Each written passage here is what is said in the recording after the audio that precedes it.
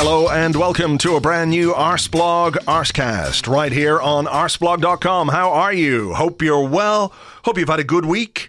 It's been a quiet enough week, hasn't it? Not much has happened in the world. Nothing I can think of anyway that has caught the attention and made people go, what the fuck? What? It's just all been about whether or not Arsenal should have played a diamond in midfield at Anfield as far as I can see. That's been about the only talking point, the only discussion that anybody's had. But look, that is just water under the bridge now at this point. I don't know which particular bridge, not the Humber Bridge, not London Bridge, Kloppen Bridge. Can we call it that? We can, I guess, if it's just a made-up fictional bridge under which many trolls live. That's the way to get rid of trolls, you know. Just get rid of bridges. Without bridges, trolls are essentially powerless. Without bridges and, of course, social media accounts. They seem to like it there too. But we have got a lot going on this week because, there's the small matter of the North London derby coming up on Sunday. It's always a big, huge, exciting, nerve-wracking, nail-biting, pant-clenching. You can't clench your pants, but buttock-clenching, I already said nail-biting. What else do you do when you're nervous? Eat? Some people eat, don't they? They just eat, or what else? Smoke? Chain smoking? If you're a smoker. I'm not. I used to be, but now I'm not. Pill popping? Do people take pills when they're nervous? Perhaps, but not while watching football, I wouldn't have thought. That wouldn't be the kind of instant stress relief that you get from, nail biting or buttock clenching. It's one of those games, you know what I'm trying to say. And after the defeat at Anfield, which of course, as we keep saying, was not unexpected, there is a bit of pressure now on us to go into the first interlull of the new season with 3 points and with a win over Tottenham. So we are going to talk about that game. We're going to look forward to it. We're going to talk about lots of stuff. A bit of a round table discussion for you today. So I'll introduce my guests to you in a few minutes' time. And then, of course, we do go into an interlull. It's an international break already. I know it happens every season, where it just kicks off and then you've got a 2-week break for internationals and it's a pain in the arse, and we get it again in October and we get it again in November, and we always go, these interlulls are a pain in the face. But hopefully, if we do go into this one with 3 points under our belt from the derby, 9 points in total, that'll give us from our opening 4 games, and fingers crossed, the kind of performance that will allow us to float happily through the interlull without any introspection, without too much navel gazing, without a lot of gnawing and gnashing of teeth because the result or the performance didn't go our way. I can live with that, particularly as for one of the weeks of the interlull, I'm going on my holidays. So, it's all on you guys, Arsenal, please, if you wouldn't mind. A little bit later on, I will give you a bit of an update about the Arseblog app for iOS. That has been updated. I'll tell you about some of the new things in there. That's a little bit later on, though. But we might as well just crack on into the show and get stuck into these talking points that I have written down in front of me here, and who knows what else. The conversation might take us on a strange, wonderful tangent, a bit like an Eric Cantona speech at the Champions League draw. Wow, that was really quite something, but he is absolutely taking the piss. I would never call myself a big Eric Cantona fan, but to go along to one of those ceremonies, which is sort of, full of pomp and bullshit, and they make it out to be this really huge, important thing, and they take it all so very seriously, and he comes along and starts waffling about whatever the fuck he was talking about. I can't remember now, but it's just whatever came into the top of his head. It was almost like he was doing a podcast. You kind of have to like that, I think. Anyway. We've got the Europa League draw tomorrow, of course. Well, today, Friday, probably when you're listening to this, the Europa League draw either will be taking place or has taken place, where we find out if we're going to face FC or Dynamo. Did you see Aaron Ramsey's Instagram post where he posted a picture of the draw that Juventus got in the Champions League, and he said something like, "Can't wait to play in this tournament again." Next year, folks. Next year. I'm confident with the squad that we have that we've got enough talent to get into the top 4 this season and find ourselves back feasting from Europe's top table for the 2020-21. Sounds like a lot of 20s. 2020-21 season. It'll be 2020 next year. Fuck me. Sometimes you just kind of forget what year it is, and 2020 seems unspeakably futuristic, but it's now. And when you look at what's going on now, I thought 2020 would be better than this. Well, 2019. I thought it would be a lot better. That's all I'm saying. Anyway, let's get on with the show. And I've got 3 guests with me tonight who are going to talk about stuff and things, which is all anybody's interested in. First up, he writes the tactics column on Arseblog. It's Lewis Ambrose. Hi, Lewis. Hi, Andrew. We've also got Andrew Allen, who writes lots of stuff for Arseblog News. Hello, Andrew. Good evening. And a columnist for Arseblog. For a long time, he does the Arsenal women's stuff on Arseblog News, among many other things as well. Tim Stillman. Hello, Tim. Hello there.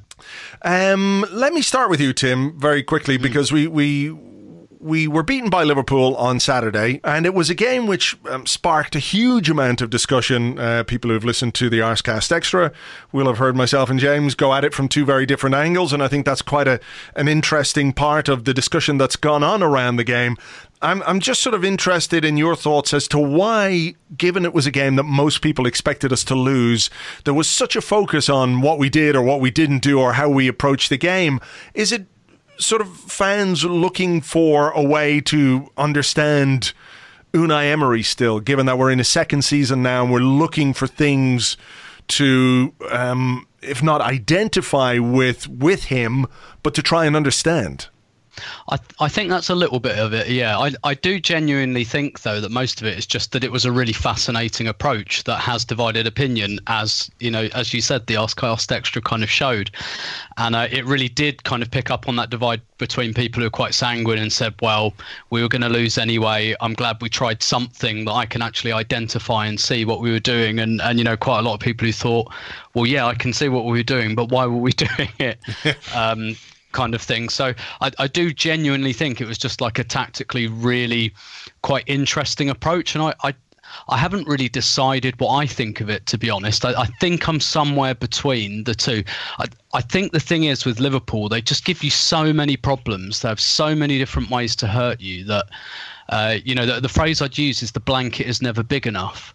And actually what we did in the first half, I thought, was completely contain their front 3, but obviously at the cost of giving up, of like completely giving up space to the fullbacks, to the point that it almost looked like, you know, we were kind of trying to make them do that, like some kind of game of chicken or something, or like, you know, brandishing a red rag and hoping that they go for it, so that we could get the space in behind them. And I think the thing is, it was a very, very kind of it was a very death or glory approach. And I think the other interesting thing really is that arguably that's not really what undid us in the end. It was probably other mistakes outside of the actual strategy itself, which kind of makes it interesting as well, because you can argue that, yeah, Liverpool put tons and tons and tons of crosses in, but you know, Arsenal weren't hugely worried by a lot of them. But at the same time, I take the point you made on Monday, you know, about the stress of it all. And I also think that we physically gave our midfield so much to do that they got exhausted in the second half, you know, trying to do doggies over to the Liverpool fullbacks. So I do think there is a little bit of, we're still looking for something under Unai Emery, but actually this may be there's a bit of a paradox, because we could really see something. Not that it's, you know, his plan every week, but it's one he's used a few times in big games, but we could see what he was trying to do. And, you know, I used the phrase, the blanket's never big enough. And what we basically decided to do was pull it all the way up over our heads and just leave our feet to freeze and see what happens. Yeah. So it was just very interesting, I think. Yeah, Lewis, you made the point in the tactics column on the site this week that if people haven't read at this point, they should go and read. that it, we talked about giving Liverpool the wings and letting their fullbacks have the ball to cross it in, but it wasn't so much like that wasn't exactly the plan. It was just the way it turned out because of the way we approached the game. I think that's something we can't rule out. Unfortunately, would be incredible if we can, but we can't. We don't know what Unai Emery asked the team to do. So a lot of this debate about, actually, we just let them have the fullback spaces. Maybe Pepe and Aubameyang were not positioned exactly how they were supposed to be, and it meant that the fullbacks were getting the ball in space over and over again. Maybe it was exactly how we intended. We just, like I say, we just can't know exactly what his thoughts were behind playing the team that he played. But I think that really, we just... From what I saw when I watched the game again, when I do the analysis, and I usually watch it on 2 times speed to really see patterns instead of fixate on moments in the match. And I felt watching the game a second time that Arsenal just sort of got trapped. The team couldn't play out of Liverpool pressing high. There was no possession of the ball. Any possession of the ball was just sort of between Luiz and Socrates and maybe Monreal and Maitland-Niles, and then they'd clear it and Liverpool would come back again. And I find it very hard to imagine that the idea was that, we'll get Aubameyang and Pepe up against there too, and maybe it will come off. Because if it doesn't come off, then you're giving them the ball back already on the halfway line every single time that they win the ball, which is pretty much what ended up happening. And I'm not convinced that that's exactly what Unai Emery wanted to do. I think I'm probably similar to, as Tim said, I don't think it was necessarily a bad plan. I think it was a plan that could have been tweaked a little bit more to work out better. But as you said on the Arscast Extra the other day, as we've mentioned already now, to me, it was just, if you're going to give them that time and space, and if Liverpool are then going to be able to pin you back as they did, then eventually they're going to score one. Andrew, it was a game in which we were under a lot of pressure, but one of the problems, I guess, that Arsenal have struggled with defensively are individual errors, individual mistakes.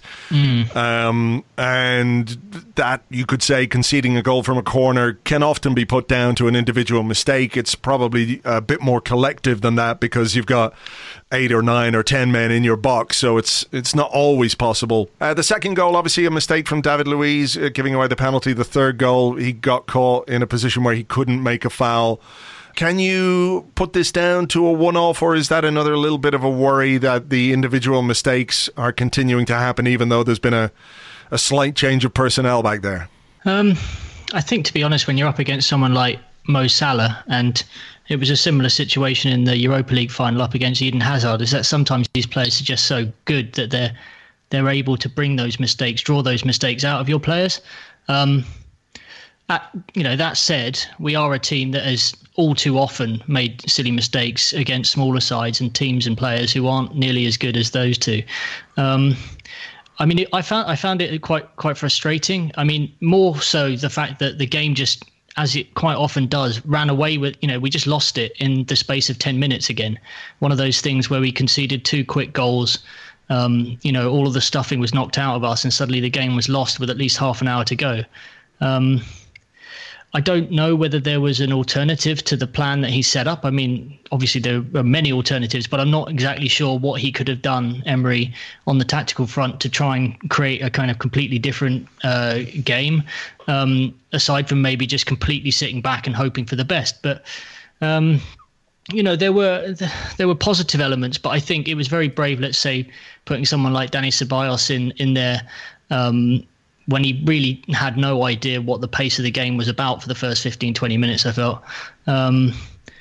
It was frustrating. I mean, I'd like to think that David Luiz isn't going to make those mistakes regularly this season, but I mean, we all knew that when we signed him, there was a possibility that those were in him. And, we have other players. I think Socrates is perfectly capable of making those mistakes and sort of did so last year at Anfield. And we know Mustafi's still on the books at the moment at the time of recording. So, it's just one of those things. I think we're another transfer window or 2 away from getting players out the door who are kind of known for for that type of thing. Just sticking with you, Andrew, you used a word there that I've written down here in terms of Unai Emery and the way that he's going to approach this season, and that word is brave. And if people want to talk about the approach at Liverpool being a little bit negative or a little bit something that smacks of an inferiority complex, the fact that he did play a midfield with Joe Willock, who's only starting his third or fourth Premier League game for the club, Dani Ceballos, who's only 23, and in the very early stages of his career in England, Matteo Guendouzi has had a full season, but he's still only 20 years of age. You know, does that give us an indication that this season Emery, leaving aside the quality of Liverpool, which we all have to acknowledge, might well be prepared to take more risks with his team selections than he was last year? I think he's a manager who's always willing to give game time to players he feels deserve the opportunity, and I think he probably felt off the back of the Burnley game Ceballos was, a definite. How could you drop him? And Willock has had a really great pre-season and a great start to the season, so how could you drop him?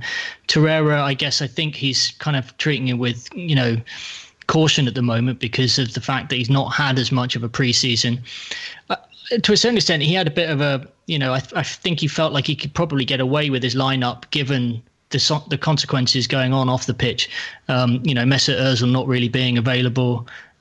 Reece Nelson, I don't think, had done enough in the first couple of games to really, command a place in the team. And Lacazette's ankle problem is, we're not quite sure how serious it is, but it seems to be serious when Emery wants it to be serious and not so serious at other times. So, I mean, I don't know. I mean, I hope he is more brave. I mean, I certainly feel like there's more room to be brave in the other competitions, Europa League and League Cup, because last year he wasn't on that front. I think because he was trying to get to know his players from the get-go, he was very keen to sort of try and use any opportunity to play what I guess you could call is his first 11 at the time, whatever that was, or try and figure out his first 11. I definitely think we'll see more youngsters playing Europa League, League Cup, and potentially FA Cup when that comes around as well. But we'll see. I mean, Joe Willock may well he may well keep Mesut Ozil out of the team anyway. Yeah, well, the Mesut Ozil situation is one we might talk about a bit later on. But Lewis, one man I wanted to ask you about was Lucas Torreira, just sort of going back to Liverpool, and his cameo was pretty impressive. And I don't know if people picked up on this, and maybe it's nothing, maybe it's me projecting in some ways, but after he scored the goal, he ran back and he seemed to say something to the bench. He seemed to make a gesture and to say something, whether it was like, I told you I could score, or whether it was, you told you should have fucking started me. I'm not quite sure. But he feels like a player who has, in that 30 minutes or whatever he got at Anfield, absolutely staked a claim for a place in the team for Sunday. I think Lucas Torreira is the archetype of a player that you want in the derby, to be honest. And I don't know if Arsenal over recent years have had too many of those. I feel like our players who are passionate or show that they're passionate and up for a fight often are the ones with the most tendency to let their heads go as well and maybe do something stupid that costs you the game. Whereas Torreira's definitely not in that camp. He's sort of the perfect mixture, the tenacity, but also control and keeping his head about him, I think, and also being able to wind them lot up, which is absolutely perfect. I think you saw when he celebrated his goal last season how much he enjoyed it, and kind of, to use a phrase that I don't really like, he really got what it meant and what it was about. I think not just based on the game at Liverpool, I think Torreira is tailor-made for any of these big Premier League games where the intensity is high, where two teams are going to go toe-to-toe with each other and there's going to be a lot of pressing, and he's just made for it. He would never shirk the battle, and he would definitely be one of the first names on the team sheet if I was putting it out on Sunday. Yeah, Tim, it's been quite curious how under the radar he's sort of been in this preseason and build up to the new season. When people looked at Ceballos coming in from Real Madrid, when Joe Willock, had the preseason that he had, everybody was going, wow, this is great, Joe Willock. Guendouzi was there. Granit Xhaka, who we'll talk about in a bit, was there. And it's not so much that people forgot about Lucas Torreira, but he wasn't really mentioned a great deal. And as I said on Monday on the Arscast Extra, I didn't really consider him a potential starter for that game because obviously he came back late from the Copa America, etc. But he feels like a player who could be somewhat transformative for Arsenal in the midfield, in particularly a midfield which is at this moment in time a bit fluid in terms of the makeup of it, what way it's going to be used, what kind of system we're going to play. And I'm not sure that anybody in particular is a guaranteed nailed-on starter because of the various combinations that Unai Emery could put out. But Torreira, given the qualities and the sort of the profile of a player that he is, if we project onto this midfield the idea of dynamism, of pace, of agility, of these qualities that we all want to see in our midfielders, he's got to be in there.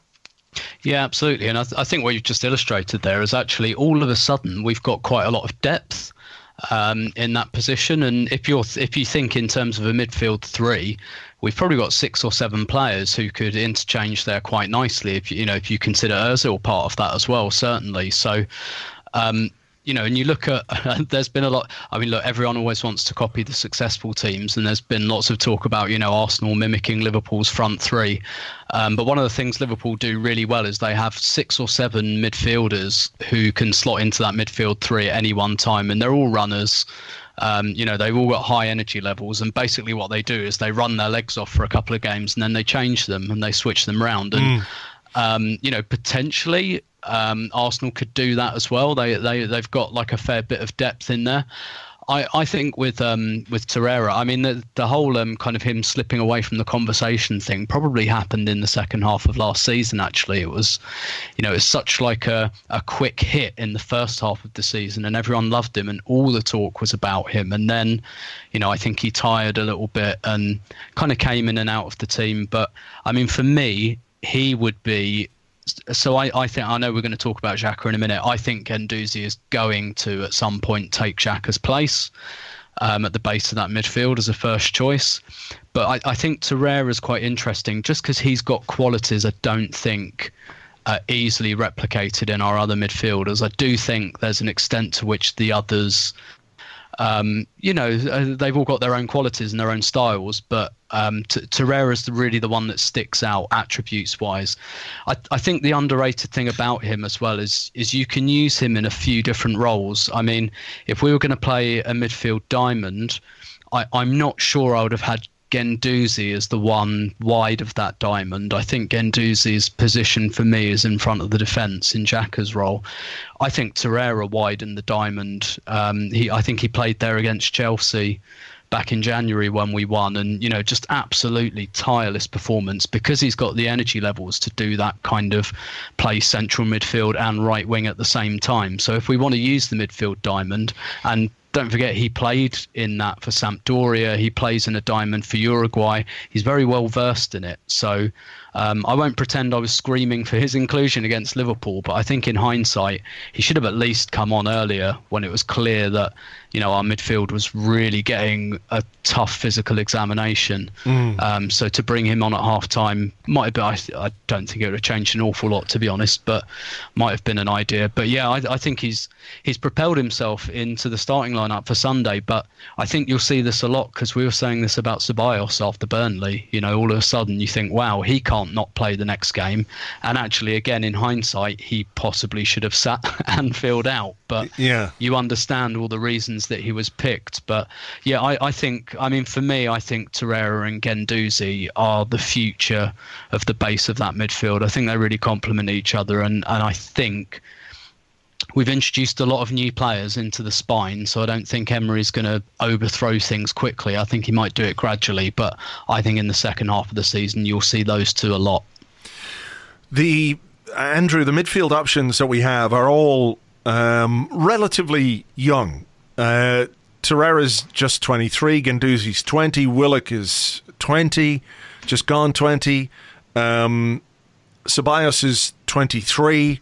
We're discounting El Neni, I think, at this point because he's going, it looks like a season-long loan to Besiktas. So he's out of the picture. Ozil, Mkhitaryan, you wouldn't really consider them deeper lying or players who play a great deal in the centre of our midfield. So it is relatively young and relatively inexperienced, and the experienced player in there is Granit Xhaka. I've been really... I don't know what the right word is here, but I've been slightly surprised at the level of invective that's directed towards him every time you mention his name on social media, or if somebody mentions Xhaka, like there's immediately a load of people will pile in and say Xhaka's a load of shit. This is, he's bullshit. He should never play for the club again. And it feels like, not that it's come out of nowhere, because this is his third or fourth season at the club now. But while I won't pretend he's my favourite player ever, I'm not quite sure he's as bad as some of his detractors like to say. It feels like because of his age and because of his experience and because of his leadership qualities, I guess you would say, he's a player that we're kind of going to need during this season while these young players continue to develop. So I'm just sort of curious as to your thoughts on what Xhaka's role will be this season, and also the sort of, I know online discourse and Twitter isn't necessarily a great gauge of public opinion, but it's still something that I'm encountering quite a lot. There's definitely a huge contrast between what a large portion of the fan base think of him and what the club insiders feel about Granit Xhaka, who, to all intents and purposes, gets glowing reviews every time any member of staff seems to sort of reference him. I think, Tim, you'll remember when we did that tour of the training ground this time last year, and Darren Burgess was there, and he was, just singing his praises, saying he was an incredible kind of presence around the training ground, that he was, an impressive trainer, always gave 100%. He's captain of his country, and he's still in his mid-20s. There's obviously something there that we're not necessarily seeing on the pitch. I think he suffers a little bit from something that Mikel Arteta had at the same time, which was that position that he plays at the base of the midfield, kind of keeping things moving, tick tock, and all the rest of it, isn't particularly glamorous. It doesn't necessarily see you winning games or changing games all the time, and as a consequence, it becomes quite easy in a world where everything seems to be black and white to kind of point the finger and go, that's the guy who's a bit shit. I kind of like him as a person, because when I see him speak, I think he's a very serious individual. I think he seems to have a certain authority about him. But do I think he's the right person to sit at the bottom of Arsenal's midfield? Do I see him as a long-term solution? Do I see him as the type of person who can anchor a midfield that's capable of winning regular trophies, including the league? I don't know. I still feel like there's potentially someone better out there, because the game seems to be so quick these days that even players you consider quite quick can get caught out. And when he wafts those passes around midfield, and that's what we're asking him to do, he's going to make the occasional mistake. The thing is, you need to have the recovery powers as well, and I'm not necessarily sure that he's got those. Lewis, Andrews, mentioned the tick-tock with Xhaka. There's a perception that it's tick-tock, tick-tock. And there is an element of truth to that, in that he is a player who requires a bit more time on the ball than you might like, particularly if you're a team that is hopefully going to set up and exploit the qualities of this front three, which two of whom have absolutely blinding pace and will benefit from the ball being moved quickly from deep-lying areas, which isn't necessarily something Xhaka does as a matter of course. So is he kind of a victim of the need for Arsenal to sort of change the dynamic of the team or change the profile of the team in order to be a little bit more of a modern football team, as Tim says, in Liverpool's midfield. You've got players, I guess, who are technically on the ball inferior to Xhaka, who does have a really good left foot, but because of their athleticism are far more effective in this modern Premier League. Yeah, I think you use the word modern, and I think that's pretty much what it's down to. I was going to say that Granit Xhaka is probably a necessary part that Arsenal need to move on to as they modernise the team. I think the football in the Premier League in particular, probably 10 years ago and probably 5 years ago still, Arsenal would play most of their games as the big club, and teams would come and sit back behind the ball with all 10 players and on the edge of their own box. And now teams, even Burnley, I think quite surprisingly, to me anyway, I don't watch Burnley every week, but I didn't expect Burnley to come to the Emirates and really press high. I think maybe there's a feeling from other clubs that Arsenal can be gotten to in that way, that they can nick the ball off us and be 1-2 passes away from being through on goal. And I think in general teams have moved towards this sort of style of play, and Xhaka's particularly susceptible to that, I think, because he's just so one-footed. I like Granit Xhaka. Probably I'm certainly not in the camp of abusing him and thinking that Arsenal can never go anywhere as long as he's playing, but he's just so one-footed, and you can just see teams, as soon as the ball goes in, they want to force him to move one way because then the ball's just going to go back, and it is really difficult. I don't think Arsenal have yet at his level when he's playing well. I think Guendouzi could become that, and is obviously a much more dynamic player. I think Lucas Torreira could play that position, but doesn't have anywhere close to the passing range of Xhaka. So it's really, really hard. I feel like he's integral to the team, but at the same time, maybe in a way holding the team back from progressing into what could be a team that could compete for the Premier League. I certainly don't think he would be playing for Liverpool or Manchester City, if we want to put it that way. Yeah, I think that's fair. I mean, Pep Guardiola, when we signed him from Borussia Mönchengladbach, it was the summer that Pep Guardiola moved to Manchester City, I think, and he just spent 3 years in Germany and didn't apparently feel the need to go and hijack that deal when we were doing it. Yeah, well, certainly not at the price that we were prepared to pay, even for Manchester City. Let's, Tim, move on from midfield, which is going to be a very interesting area to look at this season because it is quite up for grabs in terms of places, and we don't quite know how it's all going to come together.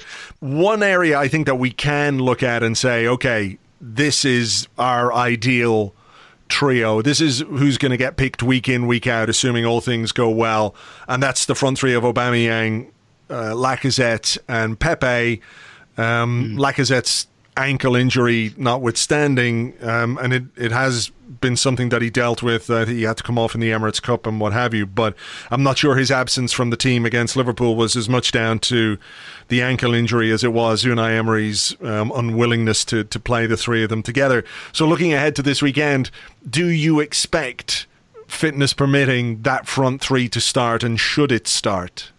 I do expect it to start, and I think it should as well. I still, probably because I haven't had much time together yet, I still don't 100% see, the perfect tactical blend or balance there. But I can't think of anyone else better to play, frankly. Yeah. Assuming we go back to a front three instead of a two like we had at Anfield. I mean, who's coming in for them? Mkhitaryan, Nelson? No, not really. And I think Pepe's done enough in the last couple of games as well to show that, maybe he's not physically there 100%, but he's just got, the way he carries the ball, the way he dribbles is just, you can already see he's going to be a really, really special player, I think. And I think from now on, we will probably see those three more often than not. And, I don't think that Emery will play like he did at Liverpool that often. I do think that that's probably Liverpool and Man City away will do something that really concedes our inferiority.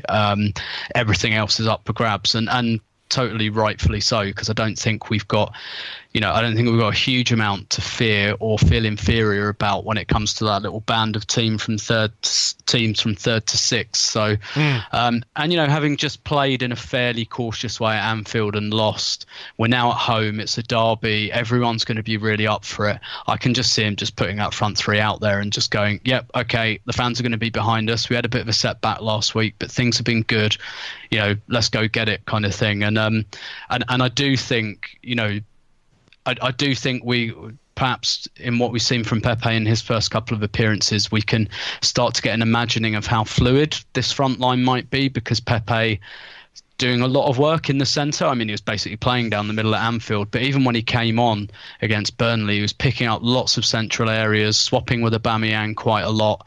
And I think there's a lot of potential there for those three. And I think now, assuming all three are kind of fit and sharp, Emery will just want to get them going together as soon as possible and kind of bank on the fact that this is not going to be a kind of slow feel your way into the game kind of thing. This is going to be 100 miles an hour from the start. So, let's go for it. I think he'll do that, yes. Andrew, when Tim talks about the front three and how much those players can move around, and we talk about our midfield as well, and maybe Mesut Ozil comes into this a little bit as well, that if we're going to play something like a 4-3-3, for example, there isn't really, or a 4-2-1-3, perhaps you could fit a number 10 in, but maybe there's room to play three midfielders and for Lacazette to sort of not repurpose, but he is well capable of dropping deep, and he's well capable of getting involved in the play, which might allow him to take up a slightly different position on the pitch if he's releasing the two speed merchants outside him. Yeah, I think I vaguely remember Steve Bold when he was in charge for a game. I can't remember what it was. Was Arsene Wenger ill or something? There was a pit, or maybe he lost his voice for a period. And Steve Bold was talking about Lacazette and saying how much of a real player he was, and that he could actually probably be a playmaker if he wanted to be. So I definitely think there's an option there. Unlike Tim, I'm not wholly convinced that Emery's actually going to field all three. I've just got this feeling that he wants to hold something back off the bench just in case the opening of the game doesn't go, our way. I'm slightly worried about the depth behind Lacazette, Aubameyang and Pepe. I do kind of feel like if you field all three of those and then you want to look to the bench for someone who's going to get you a goal, I'm not really sure who you have. And it's always felt to me like Emery's liked having a sort of an option for the last 15, 20 minutes. And, that's why I was slightly, not disappointed that Nketiah ended up going out on loan. But, that was definitely one looking to the future as opposed to sort of accepting our circumstances right now. On the other hand, I'd absolutely love to see all three of them play on Sunday. We really got a great taster for the Pepe Aubameyang thing. I mean, their pace is electric, and Pepe just looks much more of a physical presence than I thought he was going to be. I mean, you see players, and Lacazette was one of them, actually kind of getting barged off the ball when they first joined. And I kind of looked at Pepe the other day going head to head with Van Dijk, and Van Dijk genuinely looked quite frightened for about 10-15 minutes before he kind of found his footing, as it were. It'll be interesting to see. I mean, Aubameyang's been electric, so you're not going to take him out. If there is someone who's going to sit on the bench, it might be Lacazette. And then, I mean, I can't tell at the moment what he's going to do behind him. Does he go with Ozil? Does he go with Willock? I don't think it'll be Ozil. I think he'll be on the bench, but maybe Ceballos, Willock. I mean, I could easily see if this was last season's Emery, Mkhitaryan somehow getting the shout because he kind of likes his energy and his willingness to get up and down the line. Again, I feel like Nelson didn't really take enough of his chance in the first couple of games to kind of squeeze in there. I don't know. Yeah, it's good. It's good. It's a relative.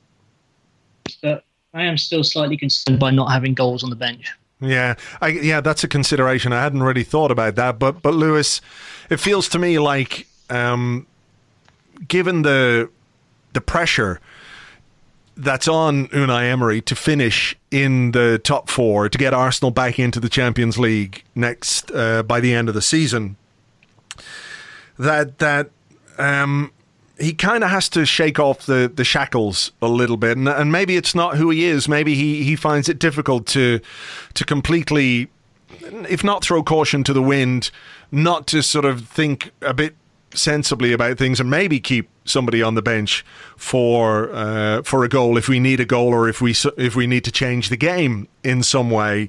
You're going to have to, if you start all three, maybe you have to sacrifice one of your goal scorers or potential goal scorers to change the game in a way. But it feels to me like if he were to be that brave and to really go for it, it would win him some friends among the fan base, or certainly calm a few concerns that people have. The result ultimately will be the thing that people judge the game on rather than his team selection. But it feels to me like there's a job to do in terms of convincing the fans that the football that he plays is the football that fans want to see. Yeah, I think it's beyond doubt that that's still the case. To his credit, I think Arsenal, especially at home in these big games last season, they went for it from the off. They did it against Tottenham. They did it against Chelsea, against Man United. Not so much in the FA Cup, but learnt from that mistake and did it in the league game. So, and even against Liverpool as well, actually.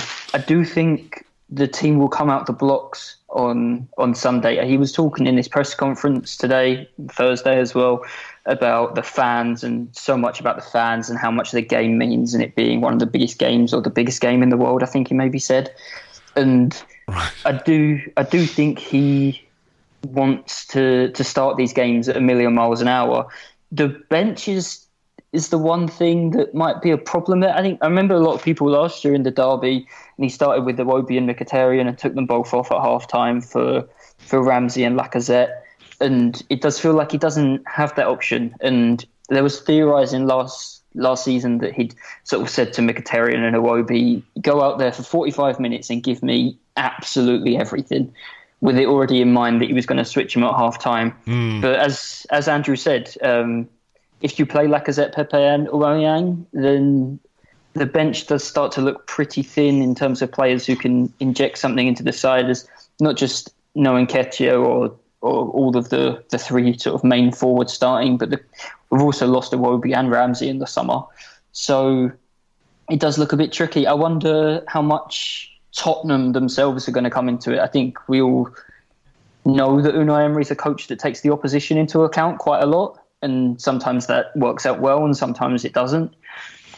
Spurs are without a right back on Sunday. Yeah, there's some talk about Eric Dyer going to be playing there, maybe. Yeah, I think Moussa Sissoko was the other one that I saw suggested earlier. Probably a better fit than Dyer, in fairness. And I just think if that's going to come into it, then is that going to shape what we do? Is it maybe going to be?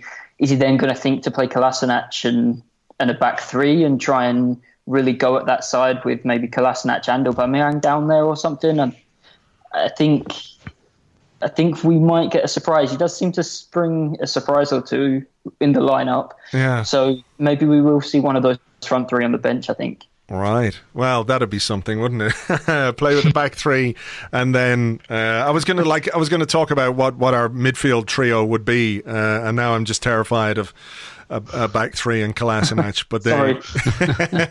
That's all right. Tim, any thoughts on that? Whether what a team announcement with a back three how that might go down? I've said it before, back three doesn't necessarily have to be viewed as a negative formation. No. But the way we've played it has often turned out that way. Yeah. So we've used it quite well against Spurs before. I don't think that we'll do that on this occasion. I think what's really interesting is that all three, listening to Andrew and Lewis there, kind of, I think rightly, talking about, well, what do we have on the bench? And actually, I'm wondering if everyone's thinking the same as me, that Özil and Mkhitaryan will probably be on the bench. Yeah, our two highest paid players. And we're talking about what do we bring off the bench if things aren't going well? And we've almost forgotten about the two guys we're paying the most money. And maybe that's like rousing sleeping dogs, an old argument. And they're probably players that Unai Emery would have been happy to lose this summer if someone would have come in for them. But it's, talking about Xhaka earlier as well, and how his stock's fallen, and Özil, kind of forgotten about. Mkhitaryan I think the consensus is he's just infuriatingly inconsistent. And so yeah, I just found that really quite interesting. Actually, I don't think he'll go with a back three. I think the fact that they seem to be holding this Monreal sale off says to me that they want him on Sunday, and I think that's because they want him to play left back in a back four. And actually, he played left back in a back four away at Tottenham in February, and he played it brilliantly. Even in terms of, there's a lot of talk about how, he's lost a yard of pace and everything, but he was flying up and down at Wembley back in February when we played there. So I still think it will be a 4. I do think it will be a bit of a 4-3-3, maybe with a bit of a twist. Maybe someone will play somewhere that we don't quite expect. But yeah, I don't see us using the back three on this occasion. Very quickly, assuming we're going to play 3 in midfield, who are the 3 you think he's going to play? Because I think he's going to play Xhaka, I think he's going to play Torreira and Guendouzi. I think he's going to play Xhaka, Torreira and Ceballos. Actually, I do think, as much as he likes Guendouzi, I do think this is one where he might just sit him down and get Xhaka and Torreira at the base there with Ceballos, a little bit ahead of them. And Ceballos is a good link as well, I think, between the midfield and the attack. And that attack can kind of take care of itself, I think. I don't think they really need, shall we say, an Ozil or someone like... but I mean, I'm sure they'd appreciate it, but I don't think high on the kind of Maslow's triangle of needs that front three requires. I don't see like a through ball merchant as really part of that if that takes something else away from us in midfield. So I think Ceballos will play most games because he can do that 8-10 hybrid role. But then again, he might go for Willock, might go for like a harder runner in there, play him for 45 minutes. And then take him off. I could see him doing that, with one of the wide forwards. Maybe he might go for a Mkhitaryan or a Nelson and say, "Okay, give me 90 minutes running in 45 minutes, and then I'll hook you and put one of the other guys on." I could see any one of those things happening, really. Andrew, any thoughts on the midfield 3? So I'd written down Xhaka, Torreira, and Ceballos as a kind of midfield 3, which I know is kind of quite harsh on Joe Willock, but yeah, that basically I was kind of the same as what Tim was thinking. I think Ozil is going to be someone who might come in off the bench, but only if we need him. I mean, I could easily see us going through this game without him. I've just got this sneaking suspicion that Mkhitaryan's going to get some game time there. Okay.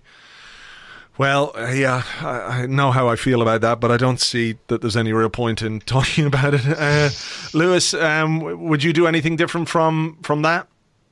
No, I did. To echo Tim and Andrew, I do think maybe Willock might go in there and just be told to give everything he's got, and at halftime he'll come out for Ceballos or for Guendouzi, depending on what the result is at that time. All right, well, look, we'll see on Sunday afternoon what happens there. Just sticking with you for a minute, Lewis. Nacho Monreal, it does look as if he's going to be leaving the club and heading to Real Sociedad in Spain. I thought the reported timing of the move this week, where they were saying, look, they want to get it done. They want him to play in the Basque derby. Real Sociedad are playing Athletic Bilbao on Friday night. I thought that was very strange because it's clear Unai Emery has got some reservations about, say, Kolasinac in a back 4. And if we are going to play a back 4 against Tottenham, Nacho Monreal is the obvious pick because he's played there and mostly plays there when we do play a back 4. Are you in any way surprised that he's the one who's leaving between him and Kolasinac? Because obviously with Tierney in, we can't carry 3 left backs through a season. Yeah, I mean, so I think also today, I don't know if the Tierney update that he's supposed to now be back about, or at least a few weeks earlier, has now come out to kind of worry people's fears about Monreal leaving, or if indeed Monreal is being sold now because Tierney's ahead of schedule. But I guess I think they probably would have preferred to sell Kolasinac But there's been these rumours for a few years now about Monreal going to Athletic Club or going to Real Sociedad, and it may be a bit like Koscielny feels like he possibly wants to end his career back home. And if he's the one they can get a fee for, just with 1 year left on his contract too, then I think it all makes sense, to be honest. It's unfortunate, and I think it's a shame. I don't think anybody will be particularly happy to see him go. But as you say, they can't keep all three of them on. Andrew, going out and leaving the club after 6 years, more or less, with a win in a North London derby would be far preferable for him than his final game being a 3-1 defeat to Liverpool. And he has been an excellent servant down the years. You know, I think we forget when he came to the club, he was behind Kieran Gibbs for a good while. It took him a little bit of time to establish himself as the number one pick, but he's been a really consistent, really solid, really professional player. Yeah, I've absolutely loved Nacho Monreal. I mean, maybe not straight away, because I think it took him time to kind of get used to being in a big club environment. I think the thing that really changed things for him was learning the language, because I felt like he looked like a slightly nervous presence, someone who, without having the ability to communicate with his teammates, wasn't able to necessarily get the best out of himself. And, as soon as the language came, he's just become more and more of a vocal and a vocal presence on the pitch. And, you can see that the other players seem to respect him. I look back on his time, and it's interesting, isn't it? I mean, you mentioned the fact that he was behind Kieran Gibbs. I mean, he basically killed Kieran Gibbs's career, and he's a really steady 7 out of 10 player every week. You rarely get a kind of bad performance out of Nacho Monreal. And for that reason, I'm really sad to see him go, because, the fact that we even chose to kind of basically announce him as one of these three captains, which is something I think we might go on to, I mean, is really interesting. I don't think we really wanted to let him go at all, but we're just trying to think practically at this point. I know that he's under contract for this year, and we had an extension option for another year. I'd have happily sort of had him around for a couple of years, just because he's quite versatile as well. He'll be a big loss to the camp, and I think for one of the players who's relatively understated, I think the fans will feel this one. Tim, thoughts on Nacho and his time at Arsenal? I've really liked him. I have to say, I like him as a player, and I've liked him as a character as well. I think he seems like a good guy and somebody who's really brought something to the dressing room. Yeah, 100%. I think, you look at that signing, 6.5 years ago, and you tick that and say, yep, that's one that worked out quite nicely.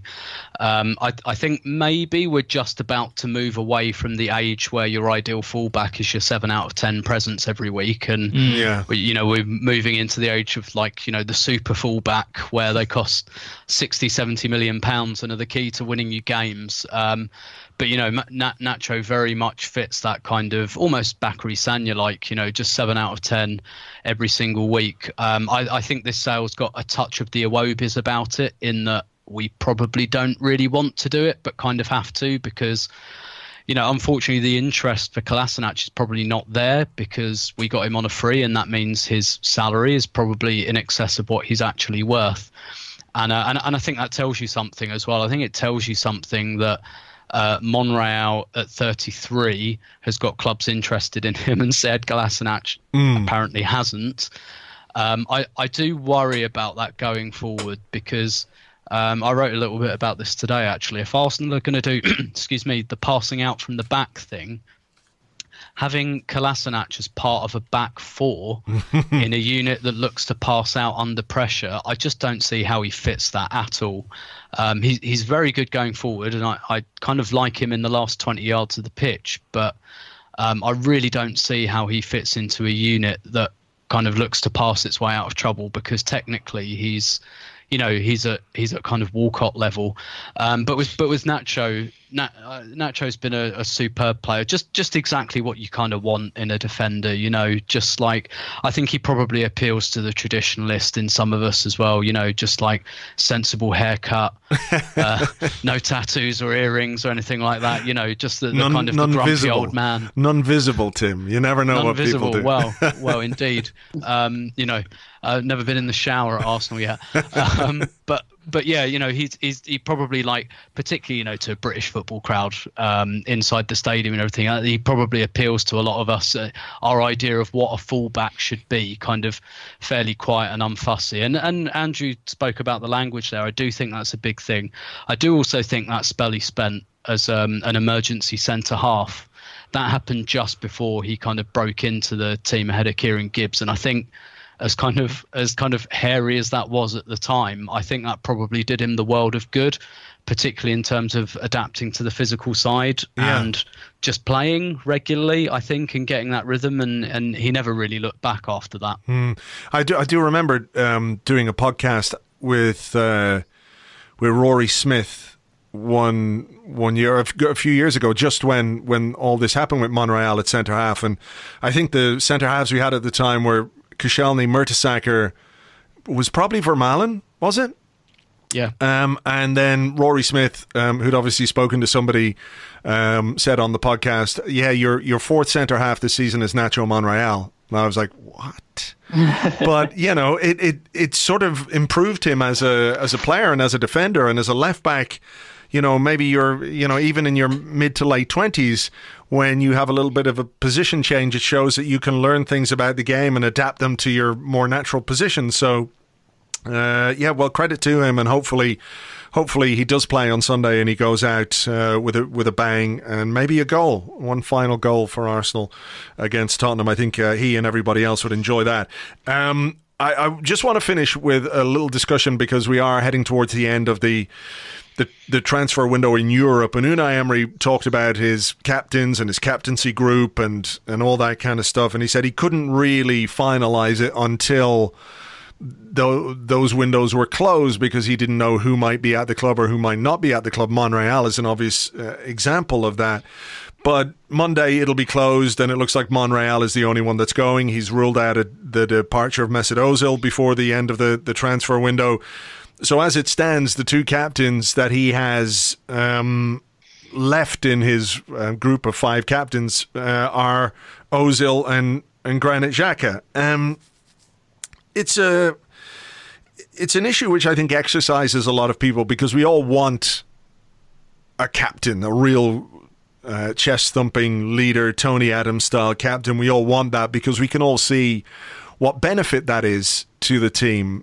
But we don't necessarily have that person in the squad. And while I'm not a huge fan of this five captains idea, I can sort of see a little bit of logic in it, in that it allows Emery to basically drop a captain or drop his captain without it being a huge issue. But Andrew, if you had to pick one player in this squad to be the Arsenal captain, you can do whatever you like with this. Who would you pick? I'm going to go with Hector. Yeah, I would too. I mean, I'm going with Hector because I like Hector as a human being. And if you're going to have someone representing your club, the club that you love, you might as well have a person that you share values with. And I kind of feel like, even though I'm not going to dress like Hector Bellerin, and I'm probably not going to be as brilliantly kind of eloquent about some of the big issues going on in the world, I like him. I like him as a human being, and I'd like him as an Arsenal player. He's someone I like to listen to, and I like that he represents our club, and I would quite happily see him wear the armband. Lewis, I'll throw the same question at you, but obviously if it were Hector, there is that issue where he's not going to be in the team for a little while. He's going to have to make his way back from the injury and take it slowly and ease himself back into action after being out for 9 months. So that's that's something we have to contend with. So it sort of adds a little bit of weight to Emery's group of captains, if you like. But same question to you. Who would you pick if you had the one person you could give the armband to? Yeah, it's the same answer as well. Something after all these years of the captain changes every 12 or 18 months, or somebody's captain and they don't play for a year and then they leave because they've been injured. I just really like the idea, on top of what Andrew said, of having someone captain who could be there for 6 or 7 or 8 years from now, which hasn't happened since Tony Adams. I think Vieira was captain for 3 seasons. If that. Actually, 2. That's something that actually really appeals to me. after all of the kind of nonsense that we've had of captains being out for a year, and then Arteta was basically the captain but didn't wear the armband, and then he was the captain and he didn't play for a year, and the exact same thing happened to Mertesacker, and obviously Van Persie and Fabregas and Henry all left. Somebody who's going to be the captain for 7 or 8 years, somebody who's guaranteed to start if they're fit. And yeah, I think Hector Bellerin really, really does properly represent Arsenal and what Arsenal's about to most of us. Tim? Yeah, I think the Bellerin answers are really, really interesting, actually. I wrote a little bit about this a couple of weeks ago because it really shows how, on one hand, you're right, everyone wants this kind of Tony Adams, Roy Keane figure. But on the other hand, when we say Bellerin, and don't get me wrong, I'd be delighted for him to be made captain for the reasons that you guys set out. But actually, it's not about what he does on the pitch so much. It's kind of, it shows how what our perception of a captain has kind of changed, because I don't think those Tony Adams, Roy Keane figures exist in any team really anymore. I just don't think people are like that anymore, and not just in football. And so it's just quite interesting that we look at Bellerin almost as like a good PR kind of PR captain, as it were. I mean, personally, it's not an issue I'm that exercised about. I want to see leadership. I'm not that bothered who the captain is.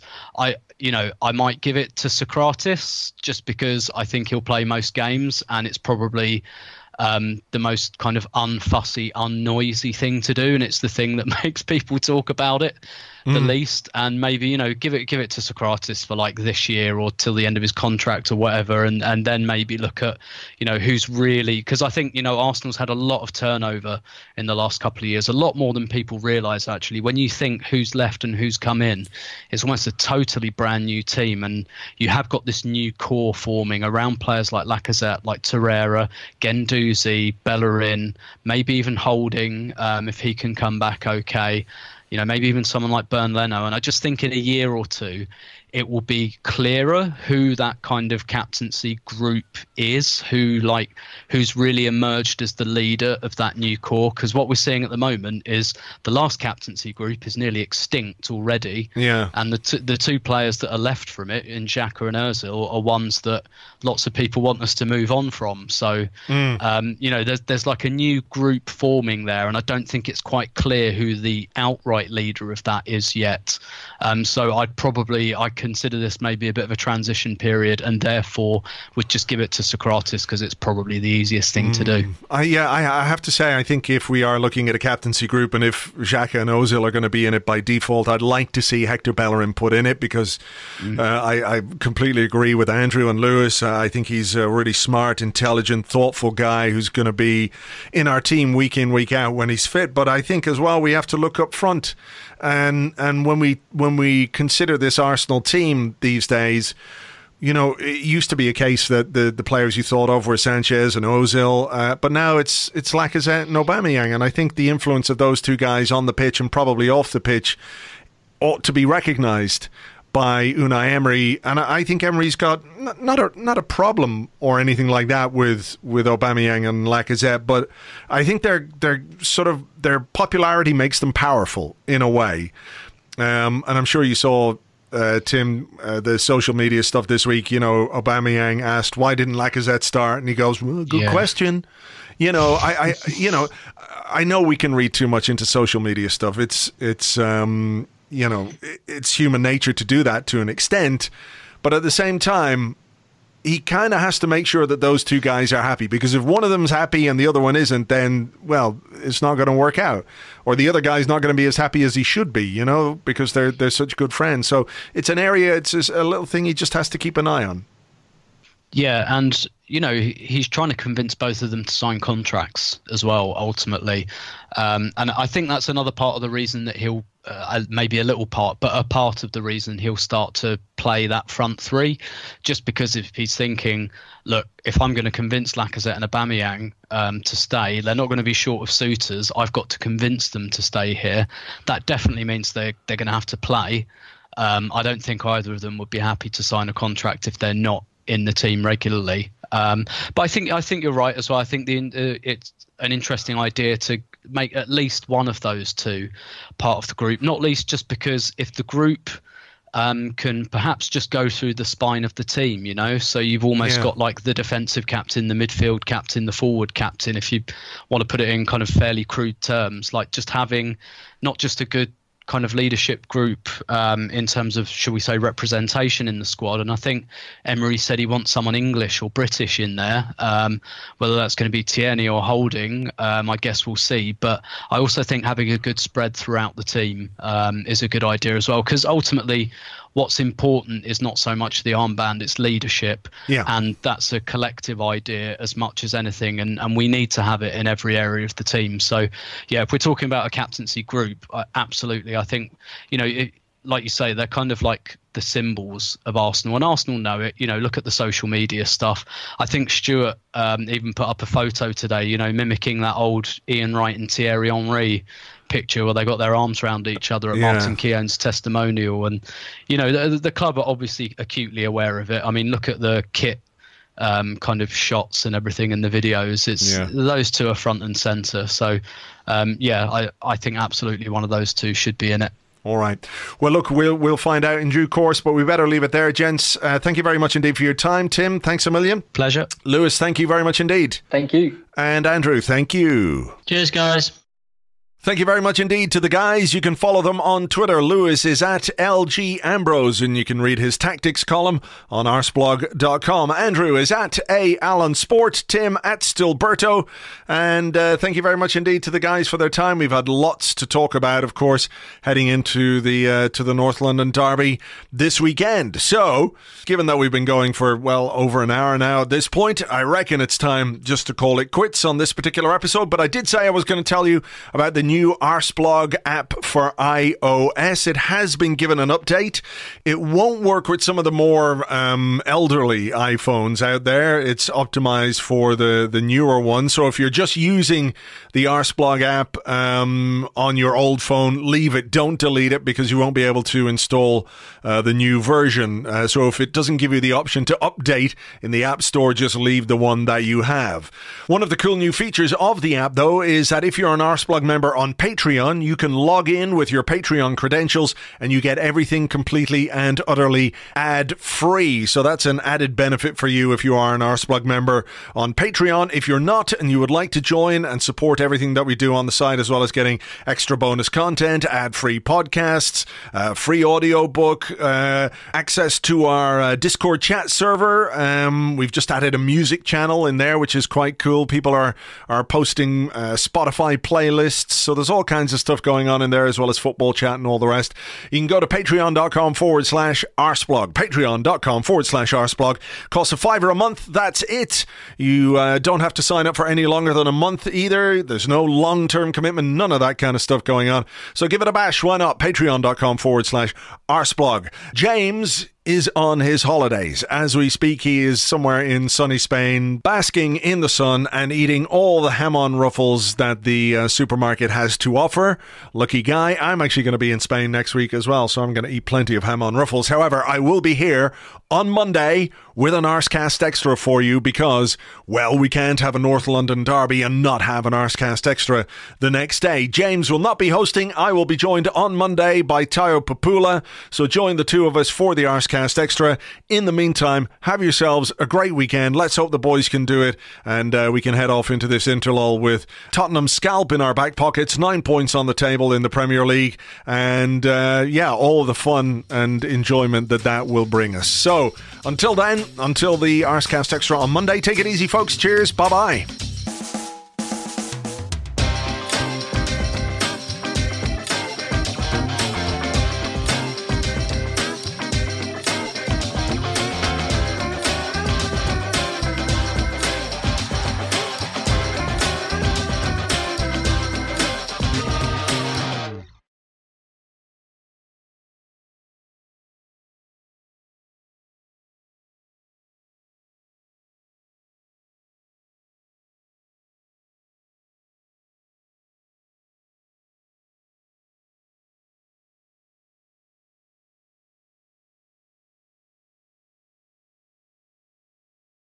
After months of suspense, Arsenal Football Club today put the world to rest with the announcement of their new captain. He's short, strong, and incredibly physically powerful. Some say he's a throwback to days of yore, but Chairman Sir Chips Keswick is confident he can do the job. This bloke is a proper fucking boy, let me tell you. He's captaining a big club with his very own big club. Captain!